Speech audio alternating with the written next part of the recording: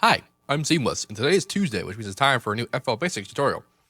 This one was brought to you by Xenon, not the processor, but one of the guys that donated to my Patreon campaign. If you have no idea what that is, check in the link in my description. You'll find a link to the Patreon campaign. It will explain everything about what that is. This today is going to be about sidechaining. Now, I've done a video about sidechaining in the past, but this one is going to be about a particularly specific and advanced method of controlling it, like managing your sidechaining. But I will briefly go over how sidechaining works in FL anyway, just to refresh people and also to teach people who had no idea I made that video, which is, you know, a common thing because my videos are not necessarily organized all that well. But so in FL, there's three primary ways to do sidechaining that I'm familiar with. I mean, there's I guess four if you count in particular ways, especially if we're doing electro. There's four easy ways anyway. So the most low tech way is to automate what you're sidechaining manually. So what are we calling sidechaining anyway? The term is born of the methods of controlling compressors via an outside source. It's an effect.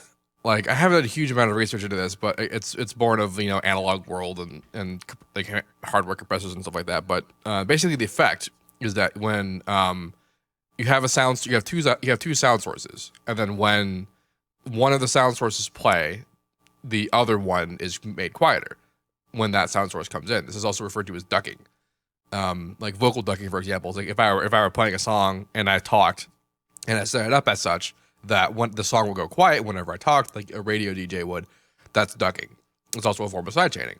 So, what typically what we mean when we talk about sidechaining, when we're talking about electronic music production, is the idea of ducking a track or various elements in the track to percussion, usually kick drum, or kick and a snare if we're not doing electro. Because we're doing electro and a snare typically falls on the kick, we're just doing the kick.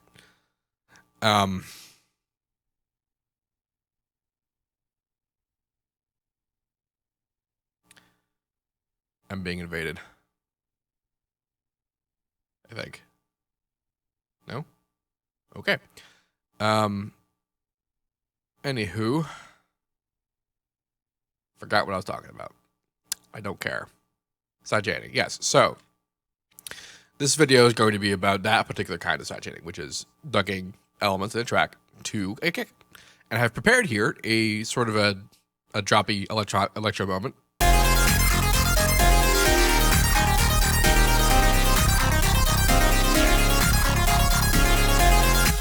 Has all kinds of stuff going on. It's not mixed at all. I mean, there's a little bit of mixing. Like I basically EQ'd a whole bunch of stuff, but there's no master compression whatsoever. It's actually being brought down to keep the peaks below 0 dB.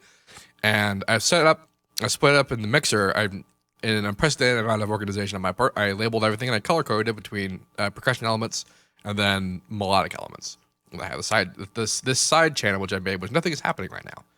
And this brings me back to the four methods of sidechaining. So the first one I talked about is manually automating something's volume away when something else is coming in. And that's the most low tech. Not like it's just you're doing it. The second method is in FL is that you're able to sidechain using the limiter because it's a compressor and it can use a sidechain input and then it can sidechain a compressor. That's the way that I'm going to do it. But there's two other ways. The other way is to use the peak controller, which you can. The way that this works is that it reads audio input and then it sends that out as controller data, which you can link up to like a fader or something, and then you can sidechain with that. I actually went over that in that other video I mentioned, which is called sidechaining for fun and profit in my channel. I go over how that works. I'm actually just going to focus on the limiter today, but most of what I'm going to do with that could still apply to these other methods anyway. The last method that works particularly well with electro is using gross beat, because it has this sort of built-in. You can basically have this sequenced volume envelope, which you can make via sidechain, and this is basically a slight step up from manually automating everything, because now you're slightly less manually automating the volume, which is basically what this is. This has its benefits and its drawbacks. The benefit is that it's not like a compressor has a little bit of delay attributed to it, but automation and such and like this does not, unless you set it to, because you can actually have attack and release time and tension and all that stuff set in like whatever. But you have the option for it to not have any. You can make it completely sharp. Same thing with automation. You can do that, make it completely sharp. But you also have the option for it to be smooth. Not so much with the limiter, but also you kind of have that option with the peak controller. But we can still make it work with a limiter. So I'm going to do this with a limiter. So I have a limiter. Now what I'm going to do is I'm going to route every single thing into the sidechain channel. Every single melodic element anyway. I do sometimes do percussion sidechaining, like on sidechain hats or sidechain just a hat reverb, which is something I actually went over in the sidechaining for fun and profit video. But I'm not going to mess with that right now. This is just talking about melodic elements. I usually make that a separate thing because the drums usually have their own submix, their own submaster, basically the master drum bus. So that's why that's its own little universe. So I'm going to send the kick there too. Now someone's talking to me on Facebook. That's okay. The way that sidechaining works in FL is I route everything because it's going to go audio in there. But a sidechain input is actually you route it into that channel, and then over here you see you have the send volume, which is what that is. If you like I was doing with the other mixer inserts, if I right click it, you get these options: route this track only, sidechain this track only, and if I were to choose the sidechain to this track option, it would basically it would route it, and then it would turn the send volume down. Because even though there's no volume going into the track, it's still reading the volume data, the transient information. So that's how sidechaining is affected in FL Studio. That's how routing anyway. There's other ways to do it, like you can do it with Patcher, and that's a bit more complicated, but I'm not going to mess with that today. So now it's going into the limiter, and then what I'm going to do in the limiter is I'm going to turn off the attack and the head, and I'm going to make the limit all the way up, because I don't actually want the limiting compressor to do anything. And this also means that it's not going to affect latency. Now over here on the compression side, you see we have this sidechain window. If I right click it, you see everything is listed here, including the ones that are routed in there, because like I said, the only difference between sidechaining and routing is that the sidechain turns the send volume down, which means that all the things that are coming in that are being routed in with audio are also being sidechained. Like the limiter can accept that as a sidechain input. But as we see that they're labeled, I want the one that says kick. Note also that it's the one that's on the top of the list. This, and then also bass 1, bass 2, chord, arp, lead. That order is the order from left to right. If the kick was after the bass, like if I just moved it over there, the order would change. And this is important because as well as right-clicking this list and getting something, you could also just order it like this. Like, oh, I want the first input be whatever. And this is important because what I would used to do is I would not have the percussion be the earliest listed insert. And what happens is if like the kick was like number 99, track number 99 kind of thing, and it was the only input, and then I added something into the list, I changed something in there, that would make number 99 be input 2 now, and then whatever was before that be input 1. And that means that it would actually change what's sidechaining if I just set it to be input 1. So bear that in mind. So kick. Nothing's happening, you say. Well, this is because you have to set the threshold ratio with the compressor for it to do something. So like if I don't have any sidechaining and whatever, I set the compressor, to compress. Right now it's just compressing totally always all the time. But if I set a sidechain input, now it's only compressing when the kick happens. And this information here is the result of the kick's transient data.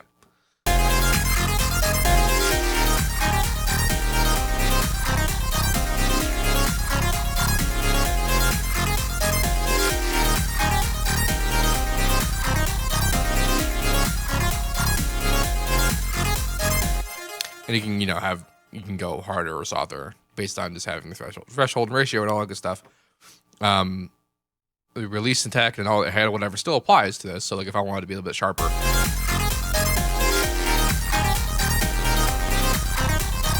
that happens. But as you see, it's distorting a little bit, and that's because there's no attack time. You can get a little bit less and less, but basically see this huge white mess. That's actually just really, really fast compression. So if I zoomed in, Yeah, see, it's actually just really fast compression. So.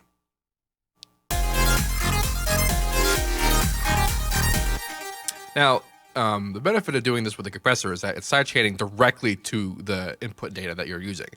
Of course, you might not want to do that. Like, that's the benefit of, like, if you want to automate it, or if you want to use the grow speed thing for, especially for electro stuff, is that you want the shape to be something that you want to find, and that's cool. But I particularly enjoy that this is able to be compressed based purely on the actual input of what's there. So this means that there's a whole being formed that fits perfectly with the original thingy, which in this case is that obnoxious low kick. I'm actually listening to this at like 8% of my normal monitoring volume because I have a microphone. So I don't even know how this sounds anymore. That's okay. So now you may have heard people like professional high-level engineers say things like, "Oh, you should use sidechaining per everything." Like if you're like, I'm sidechaining 5 things right now, but it's all being sidechained to the same sidechain, and that's cool. You know, if you like the kind of stuff that makes it fine. But then they're saying, "Oh, well, you should have different levels of sidechain because sometimes you want to sidechain the bass really hard, but you don't want to sidechain like an ARP or the lead, especially the lead. A lead is something that you generally don't want to have sidechained, or if you had vocals, you might not want to sidechain the vocals as hard, but you want to sidechain a little bit." Well, here's something cool that you can do with FL's routing to fix this, but still using just one sidechain. So I have here my sidechain, I have my limiter, and because in the limiter I have no attack or head or release and anything happening at all on the limiting side of the compressor, no latency is being attributed. This means I can say I take the lead and have it be routed to the sidechain and then also route to the master. And this will not cause phasing problems.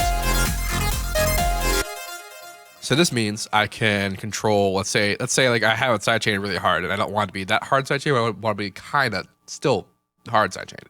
So this means I can turn up in a master a little bit. And now the two signals are being added together. And this is basically meaning that when it's sidechained off, there's still a little bit of it going in the master.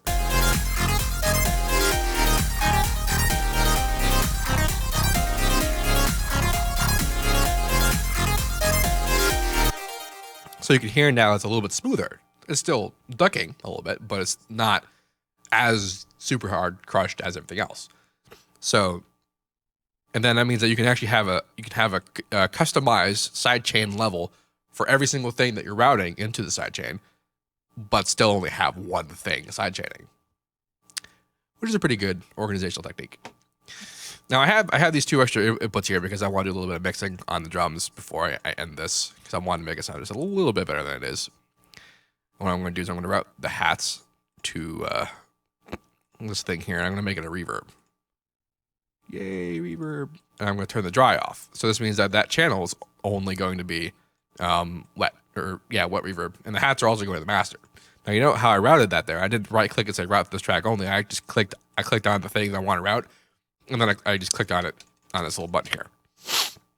Oh, my face. And that's how you route stuff. You just do that.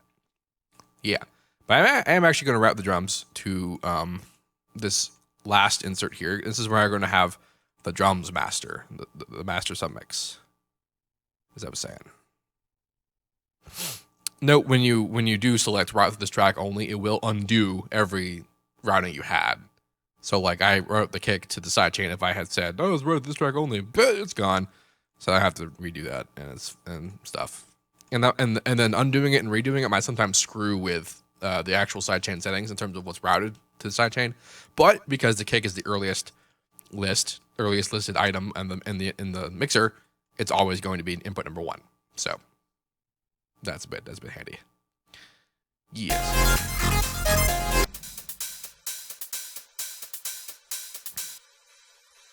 So now this is only the thing. Now, you might be thinking, okay, well, why can't I just route this if I'm going to sidechain to reverb, which is what I'm going to do? Why can't I just route that to the sidechain and then route it back to the master drums?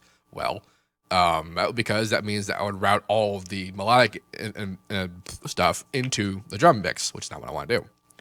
Which, thought about that for any amount of time, you might be realizing, oh, duh. But I will not fault you for not making that logical conclusion.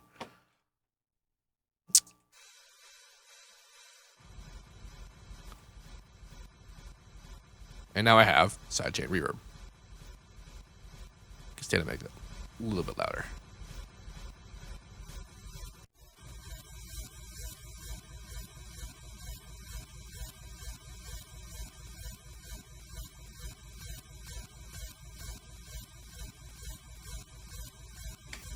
which is cool. Now, here's where the crushing happens. So the reason why sidechaining is cool, in general, is there's two sort of thoughts on the process that I've encountered in my time producing. I really feel like this idea of sidechaining something to a kick and doing that pumping thing is a sort of an attempt to recreate a live experience, because when you're in a show and if there was no sidechaining happening, you would still feel like there was, because the kick is so hugely bassy and crazy and huge that like the air is being compressed out of the way with whatever else was there. Like if there was some high frequency content, like you wouldn't know anymore because the bass was just so crazy. And people like that. It's kind of cool. I kind of like that. So I could see sidechaining be like that. I mean, this is totally just grasping at straws here. Like that might be why sidechaining is a thing. But the other reason why sidechaining is cool is because this, like I said before, I said it cuts a hole in the sound, the size of whatever was there originally. And this means that there's less competition going on with elements of the track in terms of loudness. And this means you have a much easier time making things louder if you don't, like, because if you had a kick and a bass, they're both very bassy things. And the normal way of dealing with this would be to cut out, scoop out on the bass channel the frequencies where the kick drops, the kick slide area in the low end was, to give you room. That's cool, except that it fucks with the bass tone, and I don't particularly enjoy that. But did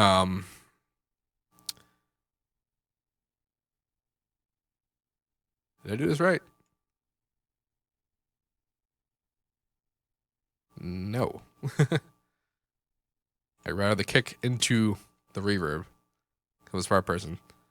I mean, I need to do that, but I routed the actual whole audio in there. Yeah. So I was saying something about something. Yeah. So like if you have a kick, it messes with your bass tone. That's so like, if you want to keep the tone of everything that you have, you just cut a hole for the section that that happens with the original sound that's loudest, which is in this case the kick. That works for a number of things. Again, I read the snare into the wrong thing. I keep doing that. There we go. You can make it transparent, or you can make it, not transparent. In this case, it's not transparent because it cuts the hole, but the hole lasts longer than the actual instrument, does. But the way that you can make it transparent is that you can make it the hole last just as long and decay just as much as the actual original audio. And what this will do is your brain won't even notice that what's being sidechained is being sidechained. It'll just be like, oh, there's a kick happening now, and then the rest of it will come back in just the right amount of time that it doesn't seem to do. It doesn't seem like it ever went away. So this makes mixing it much easier, because what would normally happen is kind of like what we're seeing here, where like in this Maximus here, I'm routing. I have all the drums routed in here, and right when the kick and the snare hit together, there's this big peak, and that's because they're both adding together. And if I wanted to not do that, what I could do is I could sidechain the kick to the snare, and that'd be weird. It would sound weird, but what would happen is that there'd be a hole cut in the kick when the snare hits, and that means that when the two hits together, the peak would be below 0 dB. It would be about even with itself, and so it wouldn't add together.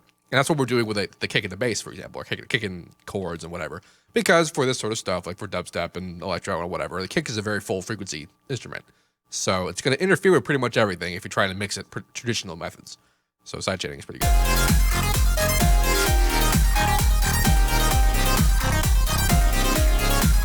I'm using terrible samples.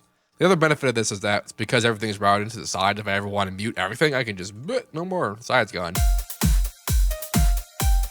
Except the lead, because it's being routed in the master just the tiniest bit.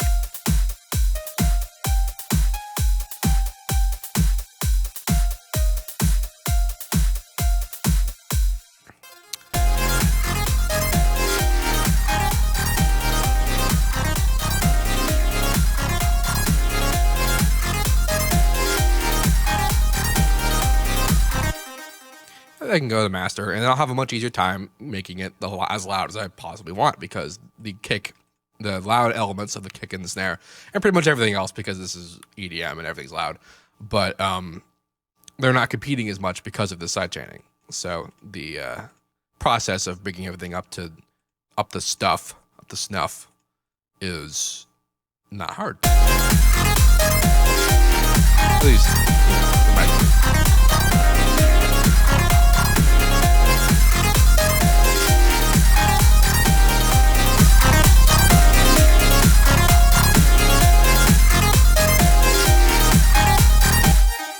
I have no idea what that sounds like. I'm going to listen to it for a second at full volume.